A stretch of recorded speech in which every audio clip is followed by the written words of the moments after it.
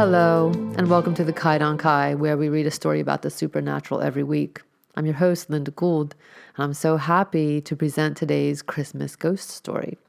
Before I tell you about it, though, let me explain that this story comes from the wonderful collection of Ghost Stories for Christmas, Volume 1, compiled by Kaidankai contributor Andy Brooks. As I read Brooks's collection, I said to myself after each story, oh, that would be a good one to read. And I've only made it through the first 10 of the 30 stories. Most of the stories presented on the Kaidankai are authored by modern writers, but Andy Brooks's collection are stories from which the modern authors draw. As a kid, it was these types of stories, set in Victorian England, usually in manors with hallways and mysterious unused wings and libraries and parlors and deep forests. Those are the kind of stories that drew me in, let my own imagination run wild with ghostly possibilities. Ghost Stories for Christmas has so many of that type of story, but that's not the kind that I chose for this week. Today's story is The Story of the Goblins Who Stole a Sexton by Charles Dickens. I chose it mainly because I adore Charles Dickens, but also because it has all the right elements of a good Christmas ghost story, the grumpy old man, the supernatural elements, and a good lesson to be learned. I'm not a Christian, but I love Christmas because it's a celebration of a man's life, or a God's if that's what you believe, but a man who tried to teach us to love one another, to show love and empathy for those who are less fortunate than ourselves, who knew that power and wealth are not what we remember at the end of our lives, but rather it's the relationships with people that make us happy and the world a better place. When I look at today's world, it's clear that we still need to learn that lesson. We still need to be reminded to be kind and loving to each other. And this story does that, although via a kind of warped road. Charles Dickens is the author of A Christmas Carol, the ghost story most associated with Christmas. So it's nice to show that he wasn't just a one-note wonder. Here's the story of the goblins who stole a sexton by Charles Dickens. Enjoy.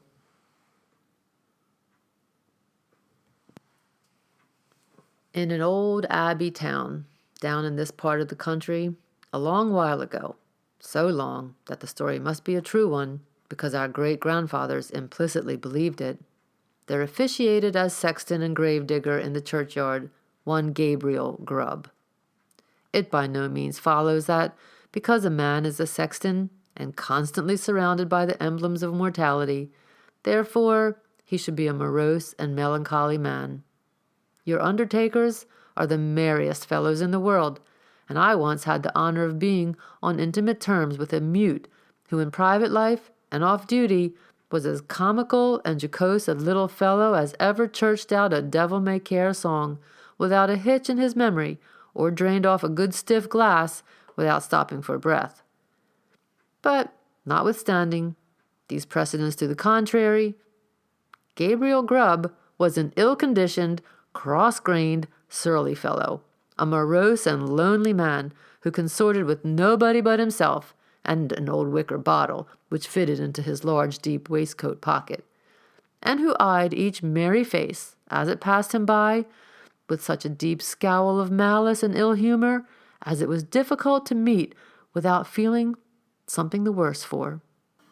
A little before twilight one Christmas Eve, Gabriel shuttered his spade, lighted his lantern, and betook himself towards the old churchyard, for he had got a grave to finish by next morning, and feeling very low, he thought it might raise his spirits, perhaps, if he went on with his work at once. As he went his way up the ancient street, he saw the cheerful light of the blazing fires gleam through the old casements, and heard the loud laugh and the cheerful shouts of those who were assembled around them.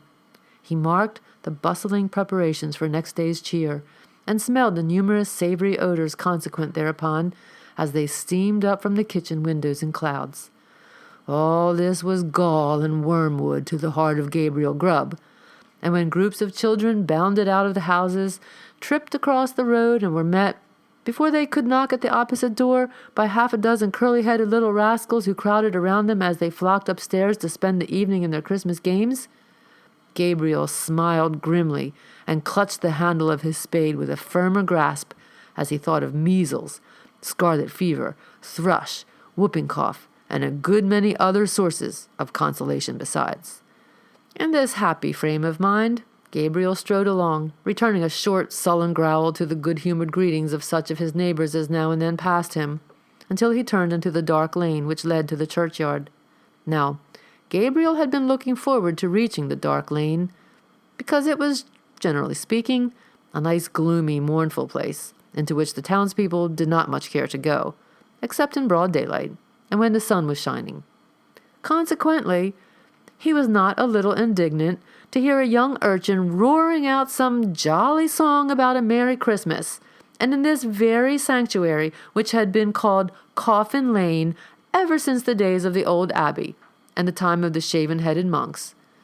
As Gabriel walked on and the voice drew nearer, he found it proceeded from a small boy who was hurrying along to join one of the little parties in the old street, and who, partly to keep himself company, and partly to prepare himself for the occasion, was shouting out the song at the highest pitch of his lungs.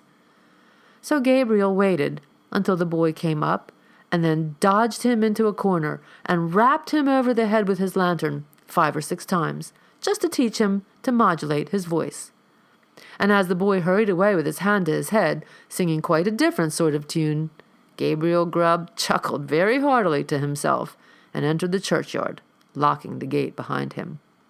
He took off his coat, set down his lantern, and getting into the unfinished grave, worked at it for an hour or so with right good will. But the earth was hardened with the frost, and it was no very easy matter to break it up and shovel it out.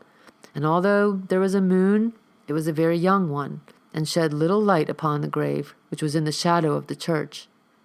At any other time, these obstacles would have made Gabriel Grubb very moody and miserable, but he was so well pleased with having stopped the small boy's singing that he took little heed of the scanty progress he had made, and he looked down into the grave when he had finished work for the night with grim satisfaction, murmuring as he gathered up his things, "Brave lodgings for one, brave lodgings for one, a few feet of cold earth when life is done, a stone at the head, a stone at the feet, a rich, juicy meal for the worms to eat, rank grass overhead and damp clay around.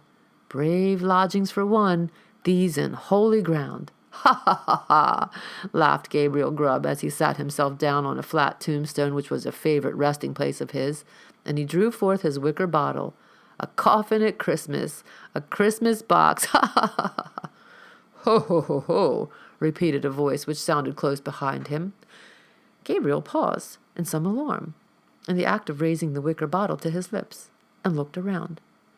The bottom of the oldest grave about him was not more still and quiet than the churchyard in the pale moonlight. The cold hoarfrost glistened on the tombstones, and sparkled like rows of gems among the stone carvings of the old church. The snow lay hard and crisp upon the ground, and spread over the thickly strewn mounds of earth, so white and smooth a cover that it seemed as if corpses lay there, hidden only by their winding sheets. Not the faintest rustle broke the profound tranquillity of the solemn scene. Sound itself appeared to be frozen up. All was cold and still. "It was the echoes," said Gabriel Grubb, raising the bottle to his lips again. "It was not," said a deep voice. Gabriel started up and stood rooted to the spot with astonishment and terror, for his eyes rested on a form that made his blood run cold. Seated on an upright tombstone, close to him, was a strange, unearthly figure whom Gabriel felt at once was no being of this world. His long, fantastic legs, which might have reached the ground, were cocked up and crossed after a quaint, fantastic fashion. His sinewy arms were bare, and his hands rested on his knees. On his short, round body he wore a close covering, ornamented with small slashes. A short cloak dangled at his back. The collar was cut into curious peaks, which served the goblin in lieu of ruff or neckerchief, and his shoes curled up at his toes into long points. On his head he wore a broad-brimmed sugar-loaf hat, garnished with a single feather. The hat was covered with the white frost, and the goblin looked as if he had sat on the same tombstone very comfortably for 200 or 300 years. He was sitting perfectly still. His tongue was put out as if in derision, and he was grinning at Gabriel Grubb with such a grin as only a goblin could call up. "It was not the echoes," said the goblin. Gabriel Grubb was paralyzed and could make no reply. "What do you do here on Christmas Eve?" said the goblin sternly. "I came to dig a grave, sir," stammered Gabriel Grubb. "What man wanders among graves and churchyards on such a night as this?" cried the goblin. "Gabriel Grubb! Gabriel Grubb!" screamed a wild chorus of voices that seemed to fill the churchyard. Gabriel looked fearfully around. Nothing was to be seen. "What have you got in that bottle?" asked the goblin. "Hollands, sir," replied the sexton, trembling more than ever, for he had bought it of the smugglers, and he thought that perhaps his questioner might be in the excise department of the goblins. "Who drinks Hollands alone and in a churchyard on a night as this?" said the goblin. "Gabriel Grubb! Gabriel Grubb!" exclaimed the wild voices again. The goblin leered maliciously at the terrified sexton, and then raising his voice, exclaimed, "And who, then, is our fair and lawful prize?" To this inquiry, the invisible chorus replied in a strain that sounded like the voices of many choristers singing to the mighty swell of the old church organ, a strain that seemed borne to the sexton's ears upon a wild wind and to die away as it passed onward. But the burden of the reply was still the same. "Gabriel Grubb! Gabriel Grubb!" The goblin grinned a broader grin than before as he said, "Well, Gabriel, what do you say to this?" The sexton gasped for breath. "What do you think of this, Gabriel?"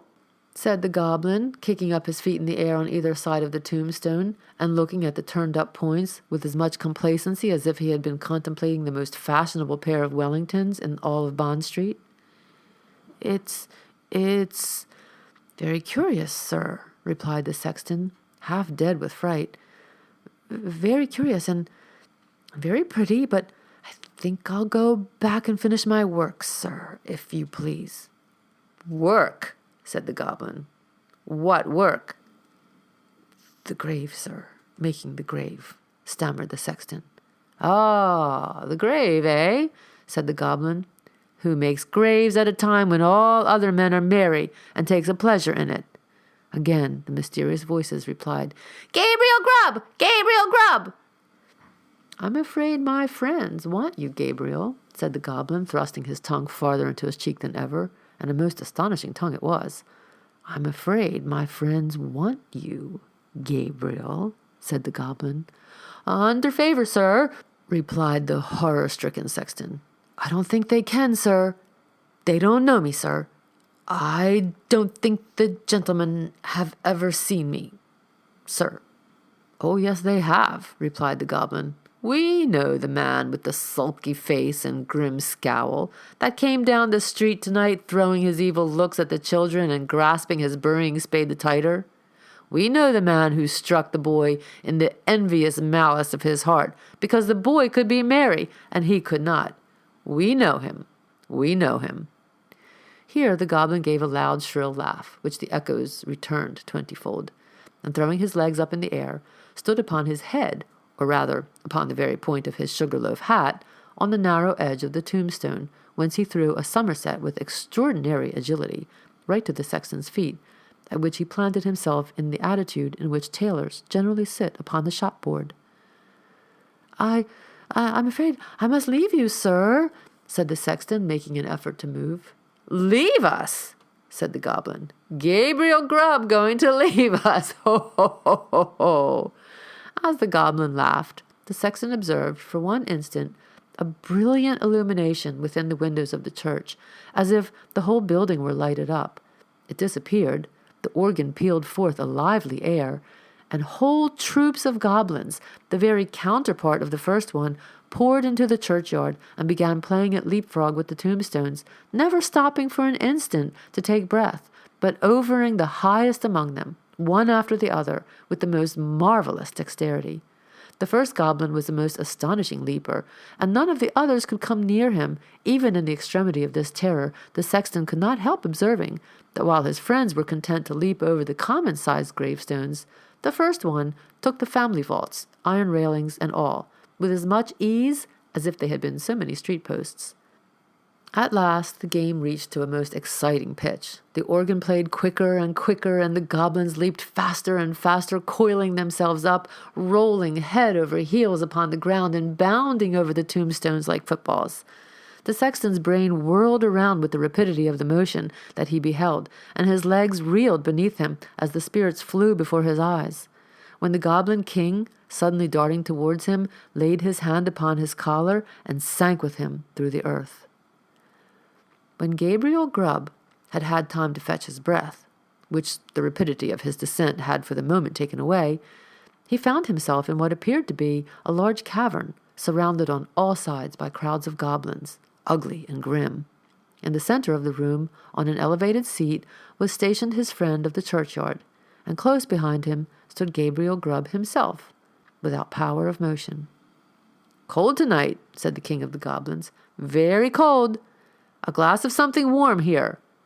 At this command, half a dozen officious goblins, with a perpetual smile upon their faces, whom Gabriel Grubb imagined to be courtiers, on that account hastily disappeared, and presently returned with a goblet of liquid fire, which they presented to the king. "Ah!" cried the goblin, whose cheeks and throat were transparent as he tossed down the flame.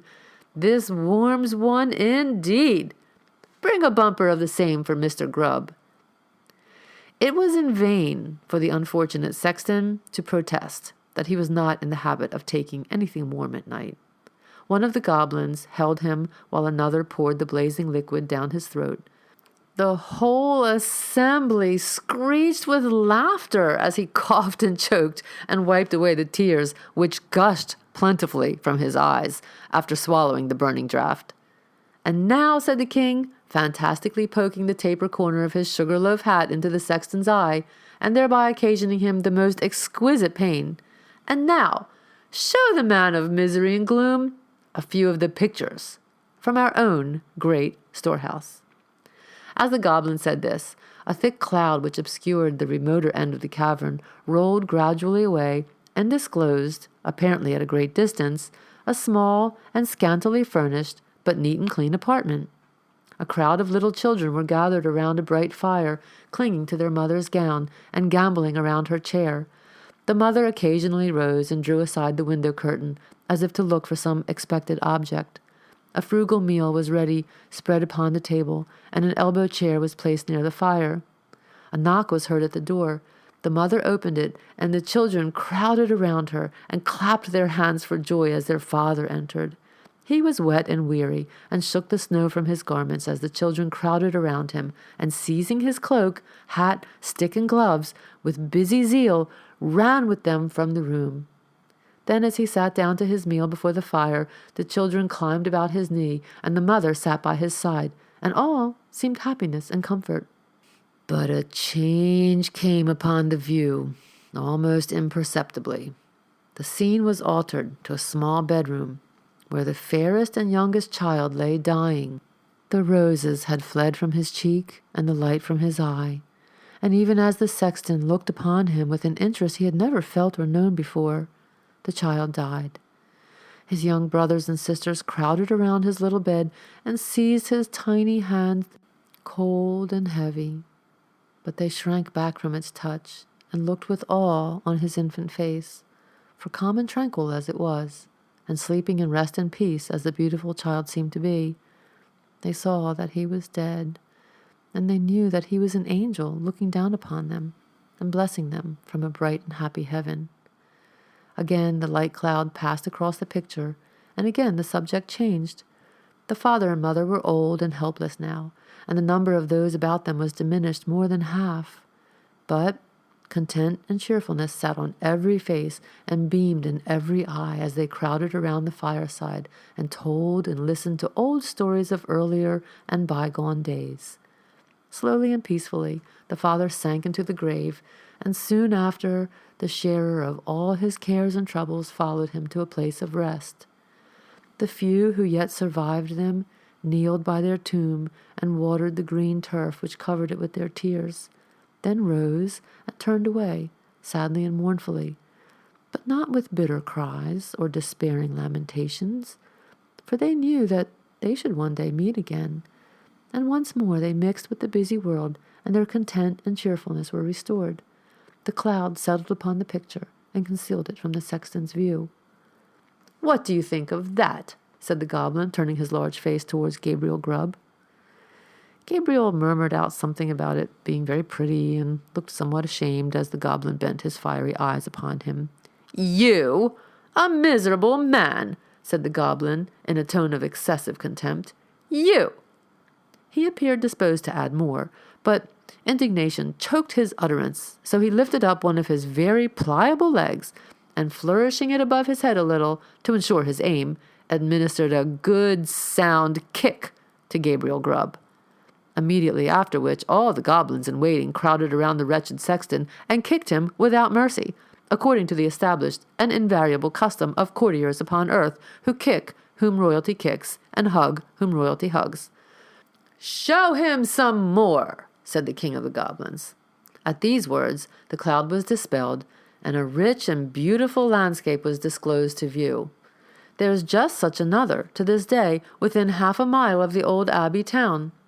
The sun shone from out the clear blue sky, the water sparkled beneath his rays, and the trees looked greener and the flowers more gay beneath its cheering influence.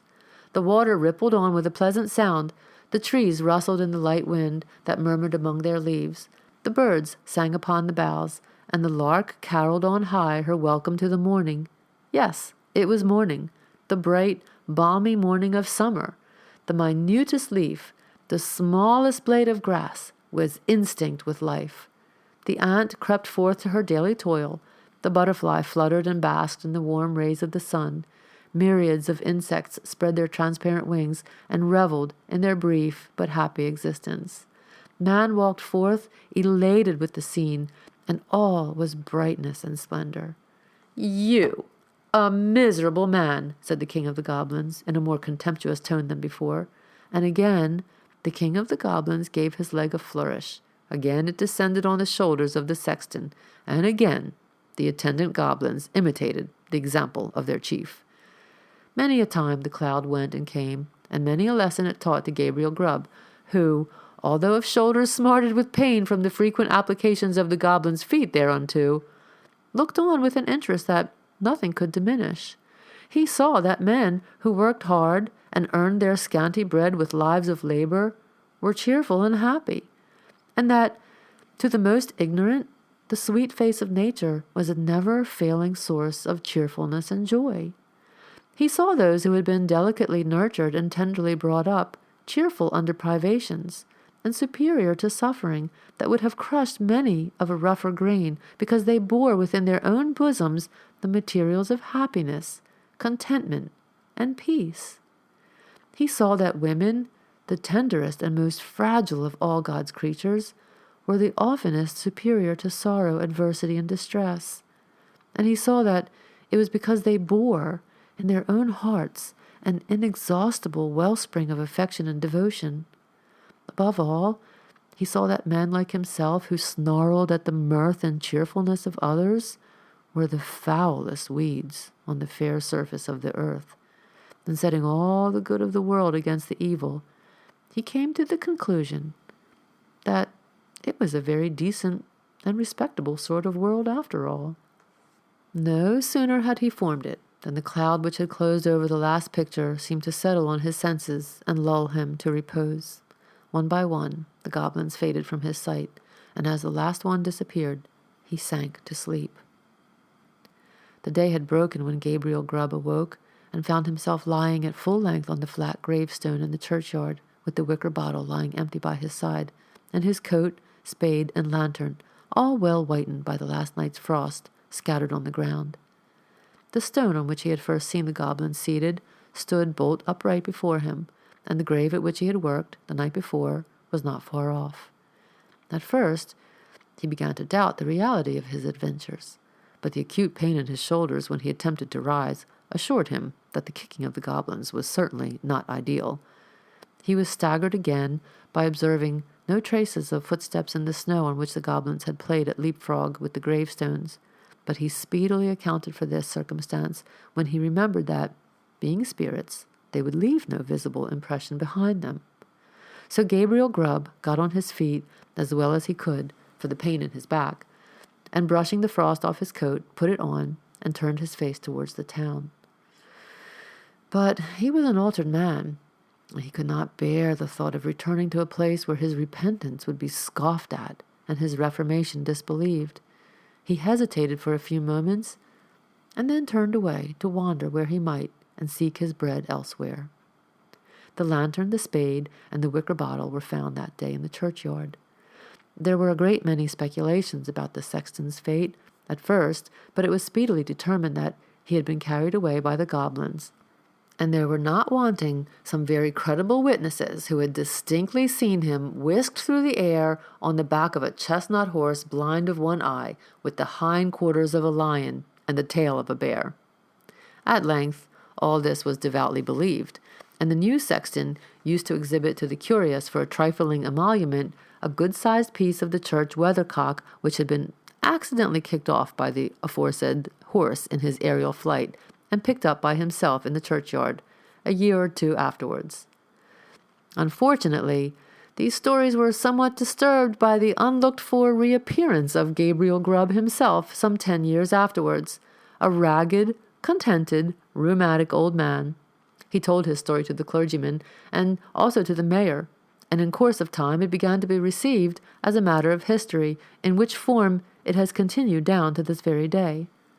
The believers in the weathercock tale, having misplaced their confidence once, were not easily prevailed upon to part with it again, so they looked as wise as they could, shrugged their shoulders, touched their foreheads, and murmured something about Gabriel Grubb having drunk all the Hollands and then fallen asleep on the flat tombstone. And they affected to explain what he supposed he had witnessed in the goblin's cavern by saying that he had seen the world and grown wiser. But this opinion, which was by no means a popular one at any time, gradually died off. And, be the matter how it may, as Gabriel Grubb was afflicted with rheumatism to the end of his days, this story has at least one moral, if it teach no better one, and that is, that if a man turn sulky and drink by himself at Christmas time, he may make up his mind to be not a bit the better for it. Let the spirits be never so good, or let them be even as many degrees beyond proof, as those which Gabriel Grubb saw in the Goblin's cavern. No outro today. Merry Christmas if you celebrate Christmas. If you don't celebrate Christmas, happy holidays, or just have a great December, and I'll see you next week.